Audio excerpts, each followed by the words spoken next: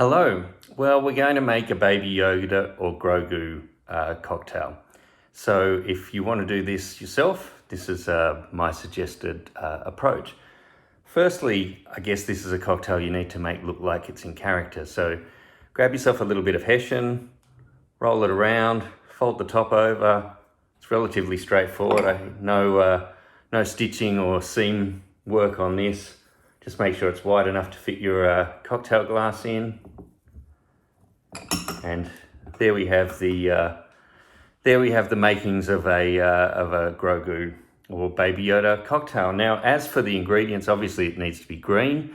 I looked for quite a few of these. There are quite a few recipes around. I didn't really like the flavour of them, so I'm giving you one of my own. The first ingredient is kiwi fruit. You need to pulp it and then strain it to get rid of the seeds. 30 mils. I'm using 60 here to do 2. Freshly squeezed lime juice. Again, 30 mils for each cocktail, so 60 mils in total. Now for alcohol, I'm going with Toro Centerba Forte.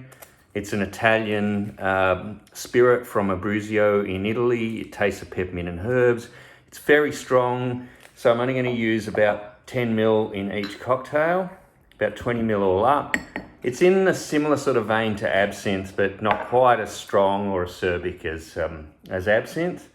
And then I'm going with this amazing Coccolero. It's in celebration of the cocoa leaf harvesters in the Andes in South America, but it's actually made in Ireland. It's got juniper and guarana and orange peel and ginseng and ginger, all the things a young baby needs to grow. It's also the right color, and it's a really good sweet ingredient. So I don't really want to go as sweet as like a Maduri for this, but 30 to 45 mils to flavor of this. It's around the 35% alcohol. This is a really good inclusion for this cocktail. Obviously give that all a mix. Now I also like a little bit of added bitterness here, so I'm going to add some black walnut bitters. You can use other bitters if you like, but the black walnut flavor goes really well. I'm going to add quite a bit. I'm going to add about 5 dashes for each of these cocktails, because it's really my only source of bitterness in this cocktail. Just darkens that green up just a fraction as well. It gives us a really nice mix. Get that nice and cold.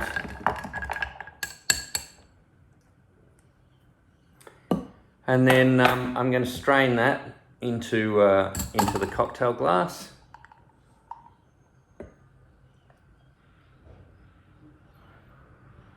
And I'm going to save my other lot for the second one.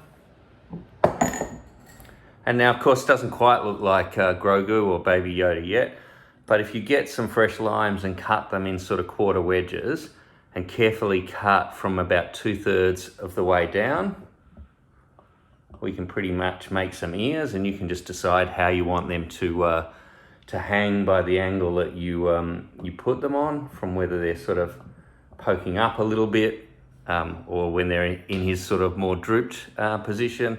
And then of course we need some eyes, so just get some black olives, put them on a cocktail stick, make sure that's just long enough and you've got the sort of distance that you want between the two.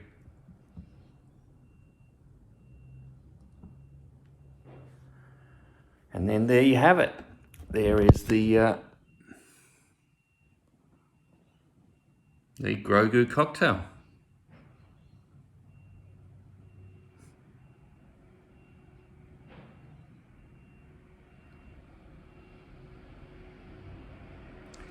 And if you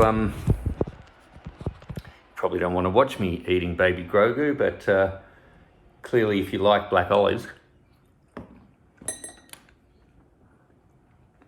that's a nice tart way to start. And then make sure he doesn't fall out of his clothes.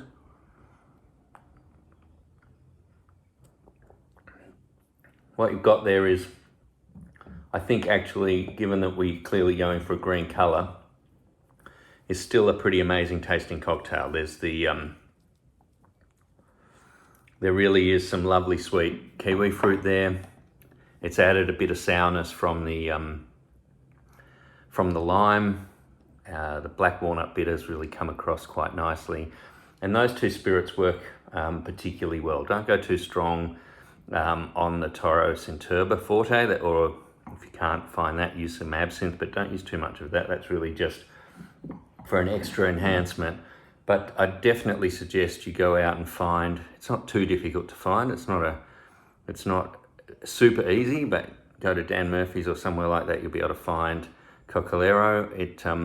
It's a really nice sweet spirit, but it's got a lot of herbs and other flavors in it that just really sits in the middle between the kiwi fruit and the lime, and it just has a really lovely flavor. I think even though I'm drawing on all of the other people who have been out there trying to create this cocktail and done a great job, I think they didn't quite get enough of a focus on the flavor of the cocktail, and this is actually really nice. Unfortunately, you might have to wait until cocktail 141 in the Locktail series before I can put this up and keep it in order, although I might do it a little bit earlier. But you can follow along from the video there and create that recipe. But I'll definitely have it up before Star Wars Day next year. So may the 4th be with you. Bye for now.